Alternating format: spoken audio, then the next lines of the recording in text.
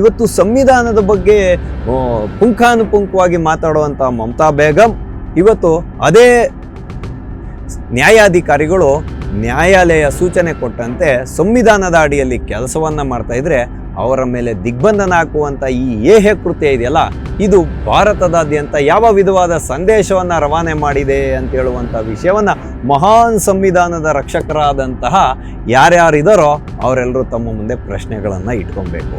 ಇಂತಹ ಒಂದು ಘಟನೆ ನಡೆದೋಗಿದ್ರೆ ಈ ಮಹಾನ್ ಸಂವಿಧಾನದ ರಕ್ಷಕರು ಶರ್ಟು, ಬನೀನು, ಲುಂಗಿ, ಪಂಚೆ ಎಲ್ಲಾನು ಹರಿದಾಡ್ಕೊಂಡು ಬೀದಿಯಲ್ಲಿ ಹೊರಳಾಡಿ ಉರುಳು ಸೇವೆ ಮಾಡ್ತಾ ಇದ್ರಲ್ಲ, ಇವಾಗ ನೀವೆಲ್ಲ ಎಲ್ಲೋಗಿದ್ದೀರಾ ಅನ್ನುವಂಥ ಪ್ರಶ್ನೆಯನ್ನು ಕೇಳಬೇಕು.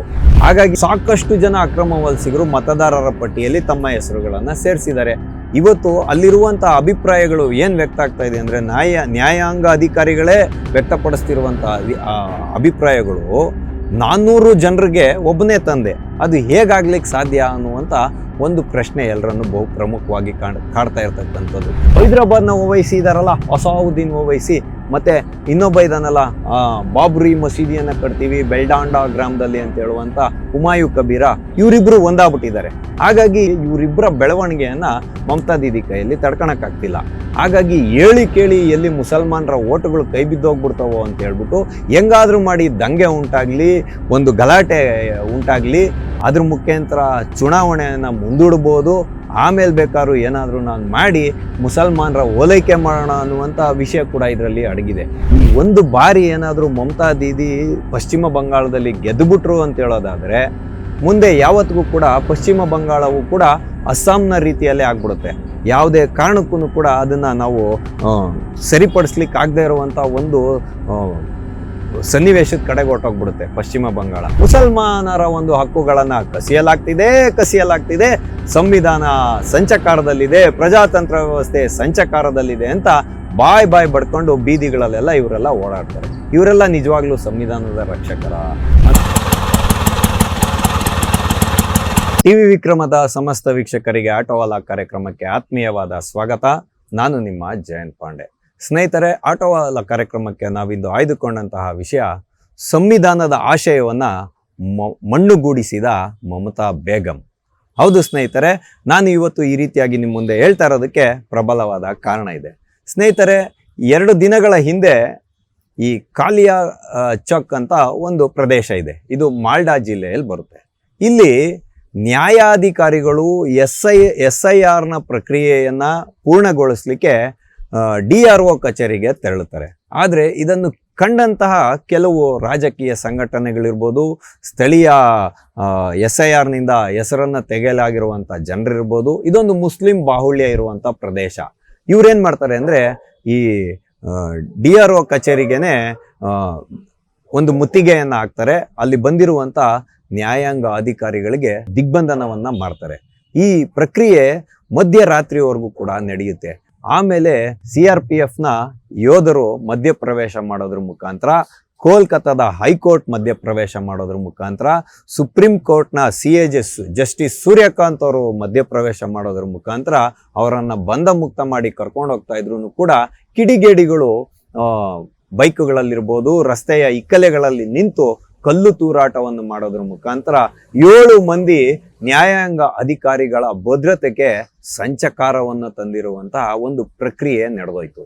ಆದರೆ ಇದರ ಕುರಿತಾಗಿ ಎಲ್ಲೂ ಕೂಡ ವಿರೋಧ ಪಕ್ಷಗಳು ತುಟಿಯನ್ನೇ ಬಿಚ್ತಾ ಇಲ್ಲ. ನೋಡಿ ಸ್ನೇಹಿತರೆ, ನಾವಿಲ್ಲಿ ನೋಡ್ಬೇಕಾಗಿರುವಂತ ಒಂದು ಅತಿ ಸೂಕ್ಷ್ಮ ವಿಷಯ ಈ ಘಟನೆಯಲ್ಲಿ ಅಡಗಿದೆ. ಹೇಳಿ ಕೇಳಿ ಮುರ್ಷಿದಾಬಾದ್ ಇರ್ಬೋದು, ಮಾಲ್ಡಾ ಇರ್ಬೋದು, 24 ಪರಗಣ ಇರ್ಬೋದು, ಯಾವ ಪ್ರದೇಶಗಳು ಈ ಬಾಂಗ್ಲಾದೇಶಕ್ಕೆ ಹೊಂದಿಕೊಂಡಂತಹ ಗಡಿ ಪ್ರದೇಶಗಳಿದಾವೋ ಇಲ್ಲೆಲ್ಲ ಕೂಡ ಈ ಅಕ್ರಮ ವಲಸಿಗರ ಉಪಟಳ ಹೆಚ್ಚಾಗಿದೆ ಅನ್ನೋದನ್ನ ನಾವೆಲ್ಲರೂ ಮನವರಿಕೆ ಮಾಡಿಕೊಳ್ಳೇಬೇಕು. ಹಾಗಾಗಿ ಈ ಎಲ್ಲ ಒಂದು ಪ್ರದೇಶಗಳಲ್ಲಿ ಅಕ್ರಮ ವಲಸಿಗರ ಉಪಟಳ ಹೆಚ್ಚಾಗಿದೆ ಅನ್ನೋದು ಎಲ್ರಿಗೂ ಗೊತ್ತಿರೋಂಥ ವಿಚಾರ. ಆದರೆ SIRಗೆ ವಿರೋಧವನ್ನು ವ್ಯಕ್ತಪಡಿಸಿದ್ಯಾರು? ಮಮತಾ ದೀದಿಯವರಲ್ವಾ? ಈ ಬೆಳವಣಿಗೆಯನ್ನು ನಾವು ನೋಡಲೇಬೇಕಲ್ಲ. SIR ಅನ್ನ ಮಾಡುವಾಗ ಮುಸಲ್ಮಾನರ ಮತದಾನದ ಹಕ್ಕನ್ನ ಕಸಿಯಲಾಗ್ತಿದೆ ಅಂತ ಇವ್ರೇನ್ ಮಾಡ್ರು, ಅವಲನ್ನ ಒತ್ಕೊಂಡ್ರು.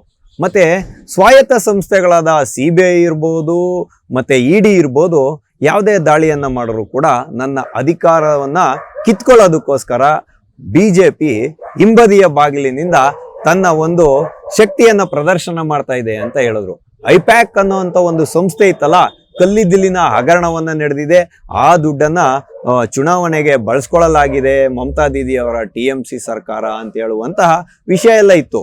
ಆದ್ರೆ ಅದ್ರ ಮೇಲೂ ಕೂಡ ಇವ್ರೇನ್ ಮಾಡ್ರು ಅಂತ ಹೇಳಿದ್ರೆ, ಐಪ್ಯಾಕ್ನ ಸಂಸ್ಥೆ ಮೇಲೆ ನಡೆದಂತ ದಾಳಿಯ ಪ್ರದೇಶಕ್ಕೆ ಇಡಿ ಮಾಡಿದಂತ ದಾಳಿಯ ಸಂದರ್ಭದಲ್ಲಿ ಮೂಲ ದಾಖಲಾತಿಗಳನ್ನೇ ಎತ್ಕೊಂಡು ಹೊರಟೋದ್ರು ಇವರು. ಯಾರು ಕೂಡ ಏನು ತಡಿಲಿಕ್ಕಾಗ್ಲಿಲ್ಲ.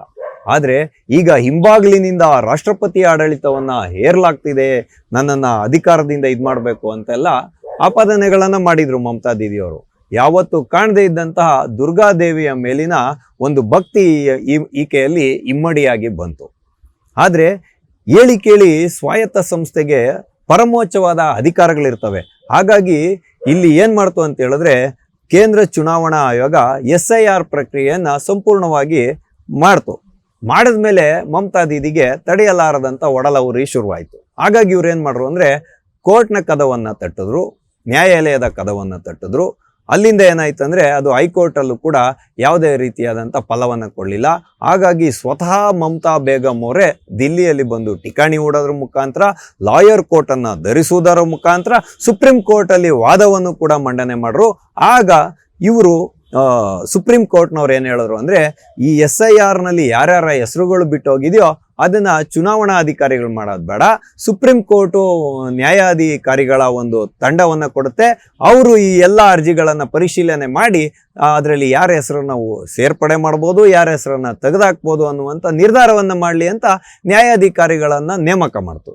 ಆದ್ರೆ ಇವತ್ತು ಸಂವಿಧಾನದ ಬಗ್ಗೆ ಪುಂಖಾನುಪುಂಖವಾಗಿ ಮಾತಾಡುವಂತ ಮಮತಾ ಬೇಗಂ ಇವತ್ತು ಅದೇ ನ್ಯಾಯಾಧಿಕಾರಿಗಳು ನ್ಯಾಯಾಲಯ ಸೂಚನೆ ಕೊಟ್ಟಂತೆ ಸಂವಿಧಾನದ ಅಡಿಯಲ್ಲಿ ಕೆಲಸವನ್ನ ಮಾಡ್ತಾ ಇದ್ರೆ ಅವರ ಮೇಲೆ ದಿಗ್ಬಂಧನ ಹಾಕುವಂತ ಈ ಏಹ್ಯ ಕೃತ್ಯ ಇದೆಯಲ್ಲ, ಇದು ಭಾರತದಾದ್ಯಂತ ಯಾವ ವಿಧವಾದ ಸಂದೇಶವನ್ನ ರವಾನೆ ಮಾಡಿದೆ ಅಂತ ಹೇಳುವಂತ ವಿಷಯವನ್ನ ಮಹಾನ್ ಸಂವಿಧಾನದ ರಕ್ಷಕರಾದಂತಹ ಯಾರ್ಯಾರಿದಾರೋ ಅವರೆಲ್ಲರೂ ತಮ್ಮ ಮುಂದೆ ಪ್ರಶ್ನೆಗಳನ್ನ ಇಟ್ಕೊಬೇಕು.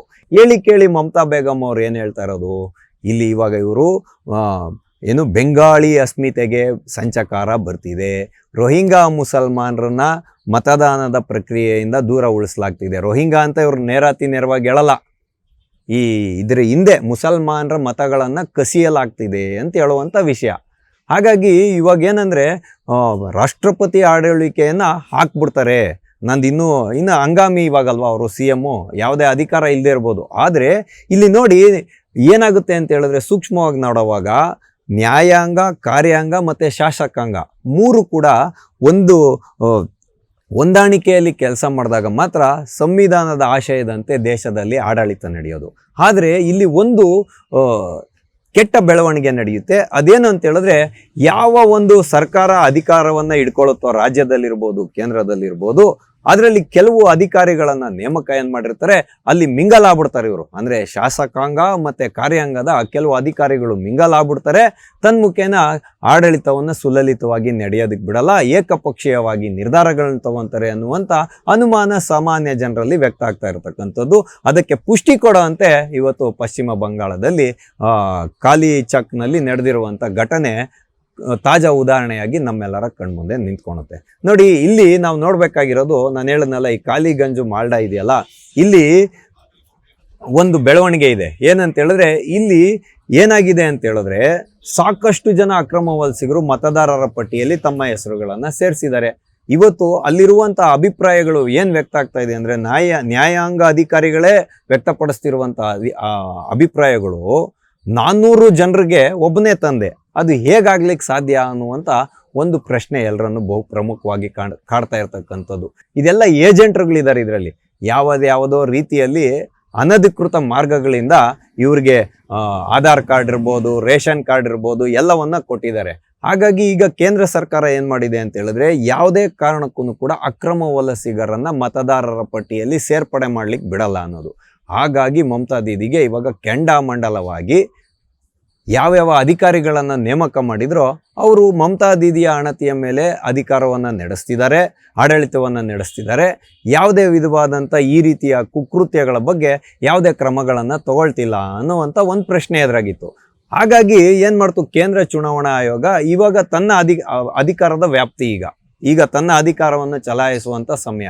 ಹಾಗಾಗಿ ಬೇರೆ ಅಧಿಕಾರಿಗಳನ್ನ ಅಲ್ಲೆಲ್ಲ ನೇಮಕ ಮಾಡಿದ್ರು. ಕೆಲವು ಮುಖ್ಯವಾದಂತ ಅಂದ್ರೆ ಆಯಕಟ್ಟಿನ ಜಾಗಗಳೇನಿರ್ತಾವ ಅಲ್ಲೆಲ್ಲ ಅಧಿಕಾರಿಗಳನ್ನ ನೇಮಕ ಮಾಡಿದ್ರು. ಆದ್ರೆ ಅವರ ಒಂದು ಮಾತುಗಳನ್ನ ಸ್ಥಳೀಯ ಆಡಳಿತ ಕೇಳ್ತಿಲ್ಲ. ಹಾಗಾಗಿ ಸುಪ್ರೀಂ ಕೋರ್ಟ್ನ ಮುಖ್ಯ ನ್ಯಾಯಾಧೀಶರುಗಳೇ ರಾತ್ರಿ 2 ಗಂಟೆವರೆಗೂ ಪ್ರಯತ್ನವನ್ನ ಪಟ್ಟು ಈ ದಿಗ್ಬಂಧನವನ್ನ ತೆರವು ಮಾಡಬೇಕಾಗಿತ್ತು. ಇದರ ಸಂಚುಕೋರ ಒಬ್ಬ ಇದ್ದಾನೆ, ಇಸ್ಲಾಂ ಅಂತ, ಮೊಹಫಜ್ ಇಸ್ಲಾಂ ಅಂತನೋ ಏನೋ. ಇವನು ಸಿಲಿಗುರಿ ಕಾರಿಡಾರ್ನಲ್ಲಿರುವಂಥ ವಿಮಾನ ನಿಲ್ದಾಣದಲ್ಲಿ ಇವನ್ನ ಬಂಧನ ಮಾಡಿದ್ದಾರೆ ನೆನೆ. ಹಾಗಾಗಿ ಈಗ ಸುಪ್ರೀಂ ಕೋರ್ಟ್ ಏನು ಹೇಳಿದೆ ಅಂತ ಹೇಳಿದ್ರೆ, ಅಲ್ಲಿಗೆ ಕೇಂದ್ರದ ತುಕಡಿಗಳು ಅಂದರೆ CRPF ಯೋಧರೇನಿದ್ದಾರೆ ಆ ತುಕಡಿಗಳನ್ನು ಜಾಸ್ತಿ ಮಾಡಿ ಪಶ್ಚಿಮ ಬಂಗಾಳದಾದ್ಯಂತ ಚುನಾವಣೆ ಮುಗಿದ ಮೇಲೂ ಕೂಡ ಮತ ಎಣಿಕೆ ಮುಗಿದ ಮೇಲೂ ಕೂಡ ಸುರಕ್ಷತೆಯ ಬಗ್ಗೆ ಸಾಕಷ್ಟು ಕ್ರಮಗಳನ್ನು ತಗೊಳ್ಳಿ ಅಂತ. ಅದಾದಮೇಲೆ ಏನಾಗಿದೆ ಅಂದರೆ ಇಂಡಿಯನ್ ಸೆಕ್ಯುಲರ್ ಫ್ರಂಟ್ ಅಂತ ಒಂದಿದೆ, ಈ ಒಂದು ರಾಜಕೀಯ ಪಕ್ಷ.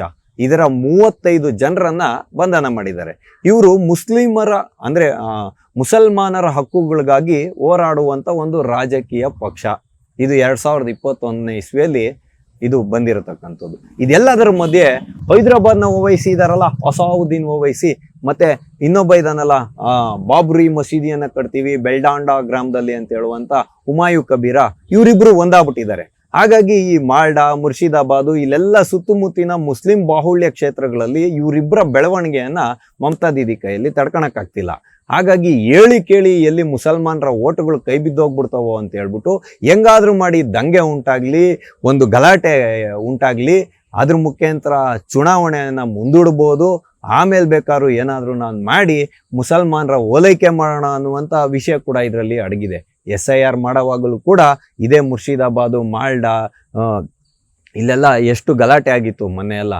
ಹಾಗಾಗಿ ಈ ಒಂದು ಬಾರಿ ಏನಾದರೂ ಮಮತಾ ದೀದಿ ಪಶ್ಚಿಮ ಬಂಗಾಳದಲ್ಲಿ ಗೆದ್ದುಬಿಟ್ರು ಅಂತ ಹೇಳೋದಾದ್ರೆ, ಮುಂದೆ ಯಾವತ್ತಿಗೂ ಕೂಡ ಪಶ್ಚಿಮ ಬಂಗಾಳವು ಕೂಡ ಅಸ್ಸಾಂನ ರೀತಿಯಲ್ಲೇ ಆಗ್ಬಿಡುತ್ತೆ. ಯಾವುದೇ ಕಾರಣಕ್ಕೂ ಕೂಡ ಅದನ್ನ ನಾವು ಸರಿಪಡಿಸ್ಲಿಕ್ಕೆ ಆಗದೆ ಇರುವಂತ ಒಂದು ಸನ್ನಿವೇಶದ ಕಡೆಗೆ ಹೊರಟೋಗ್ಬಿಡುತ್ತೆ ಪಶ್ಚಿಮ ಬಂಗಾಳ. ಯಾಕೆ ಅಂತ ಹೇಳಿದ್ರೆ, ಅಕ್ರಮ ವಲಸಿಗರು ಬಾಂಗ್ಲಾದೇಶದಿಂದ ಪಶ್ಚಿಮ ಬಂಗಾಳಕ್ಕೆ ನುಗ್ಗಿ ಬರ್ತಾನೆ ಇರ್ತಾರೆ, ನುಸುಳಿ ಅವರನ್ನ ಲೀಗಲೈಸ್ ಮಾಡಿ, ಫಾರ್ಮಲೈಸ್ ಮಾಡಿ, ನಾರ್ಮಲೈಸ್ ಮಾಡಿ ಬಿಟ್ಬಿಡ್ತಾರೆ ಸಮಾಜದ ಮಧ್ಯದಲ್ಲಿ. ಆಮೇಲೆ ಅವ್ರ ಹೆಸರುಗಳನ್ನ ತೆಗೆಯಕ್ಕೆ ಹೋದ್ರೆ ಮುಸಲ್ಮಾನರ ಒಂದು ಹಕ್ಕುಗಳನ್ನ ಕಸಿಯಲಾಗ್ತಿದೆ, ಸಂವಿಧಾನ ಸಂಚಕಾರದಲ್ಲಿದೆ, ಪ್ರಜಾತಂತ್ರ ವ್ಯವಸ್ಥೆ ಸಂಚಕಾರದಲ್ಲಿದೆ ಅಂತ ಬಾಯ್ ಬಡ್ಕೊಂಡು ಬೀದಿಗಳಲ್ಲೆಲ್ಲ ಇವರೆಲ್ಲ ಓಡಾಡ್ತಾರೆ. ಇವರೆಲ್ಲ ನಿಜವಾಗ್ಲೂ ಸಂವಿಧಾನದ ರಕ್ಷಕರ ಅನ್ನುವಂಥ ಪ್ರಶ್ನೆ ಇವಾಗ ಕಾಡ್ತಿರ್ತಕ್ಕಂಥದ್ದು. ಆದ್ರೆ ಈ ಒಂದು ಕುಕೃತ್ಯದಲ್ಲಿ ನಡೀತಲ್ಲ, ಈ ಕುಕೃತ್ಯ ಖಾಲಿ ಚೌಕ್ನಲ್ಲಿ, ಅದರಲ್ಲಿ 5 ವರ್ಷದ ಒಂದು ಮಗು ಕೂಡ ದಿಗ್ಬಂಧನಕ್ಕೆ ಒಳಗಾಗಿತ್ತು ಅಂತ. ಹಾಗಾಗಿ ಸುಪ್ರೀಂ ಕೋರ್ಟ್ ಇಲ್ಲಿ ಕಳವಳವನ್ನ ವ್ಯಕ್ತಪಡಿಸಿರ್ತಕ್ಕಂಥದ್ದು ಪಶ್ಚಿಮ ಬಂಗಾಳ ಧ್ರುವೀಕರಣದ ಕಡೆಗೆ ಹೊರಟಿದೆ ಅಂತ. ಹಾಗಾದ್ರೆ ಸ್ನೇಹಿತರೆ, ನೀವೆಲ್ಲರೂ ನಿಮ್ಮ ಮುಂದೆ ಒಂದು ಪ್ರಶ್ನೆಯನ್ನ ಇಟ್ಕೊಳ್ಳಿ. ಇವತ್ತು ದೇಶ 80 ವರ್ಷದ ಹತ್ರ ಹೋಗ್ತಿದೆ ಸ್ವತಂತ್ರವನ್ನ ಕಂಡು. ನಮ್ಮ ದೇಶಕ್ಕೆ ಒಂದು ಸ್ಪಷ್ಟವಾದ ಗಡಿರೇಖೆಗಳಿರ್ಬೇಕಾ ಮತ್ತೆ ಇರಬಾರ್ದಾ ಅನ್ನುವಂಥ ಪ್ರಶ್ನೆಯನ್ನ ನಾವು ಮುಂದೆ ಇಟ್ಕೊಬೇಕು. ಹೇಳಿ ಕೇಳಿ ಪಶ್ಚಿಮ ಬಂಗಾಳದಲ್ಲಿ 565 ಕಿಲೋಮೀಟರ್ಗಳಿಗೆ ಭೂಮಿಯನ್ನ ವಶಪಡಿಸಲೇ ಕೊಡಲಿಲ್ಲ ಯಾರು, ಮಮತಾ ಬೇಗಂ ಅವರು ಸುದೀರ್ಘ ಕಾಲ ಅಧಿಕಾರದಲ್ಲಿದ್ದು ಕೂಡ.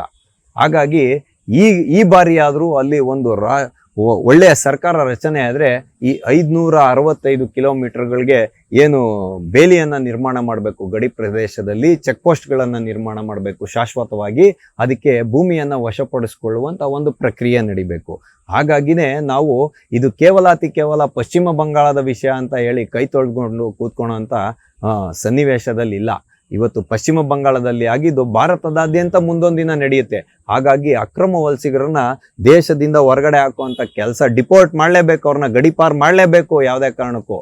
ಹಾಗಾಗಿನೇ ಮಹಾನ್ ಸಂವಿಧಾನದ ರಕ್ಷಕರು ಯಾರ್ಯಾರಿದಾರಲ್ಲ ಅವರೆಲ್ಲ ಬಂದು ಬೀದಿಯಲ್ಲಿ ಇವತ್ತು ಮಾತಾಡಬೇಕು. ಆದ್ರೆ ಇಲ್ಲಿ ಒಂದು ಪ್ರಶ್ನೆ ಬರುತ್ತೆ, BJP ಆಡಳಿತದ ಯಾವುದಾದ್ರೂ ಒಂದು ರಾಜ್ಯದಲ್ಲಿ ಇಂತಹ ಒಂದು ಘಟನೆ ನಡೆದೋಗಿದ್ರೆ ಈ ಮಹಾನ್ ಸಂವಿಧಾನದ ರಕ್ಷಕರು ಶರ್ಟು, ಬನೀನು, ಲುಂಗಿ, ಪಂಚೆ ಎಲ್ಲಾನು ಹರಿದಾಡ್ಕೊಂಡು ಬೀದಿಯಲ್ಲಿ ಹೊರಳಾಡಿ ಉರುಳು ಸೇವೆ ಮಾಡ್ತಾ ಇದ್ರಲ್ಲ, ಇವಾಗ ನೀವೆಲ್ಲ ಎಲ್ಲೋಗಿದ್ದೀರಾ ಅನ್ನುವಂಥ ಪ್ರಶ್ನೆಯನ್ನು ಕೇಳಬೇಕು.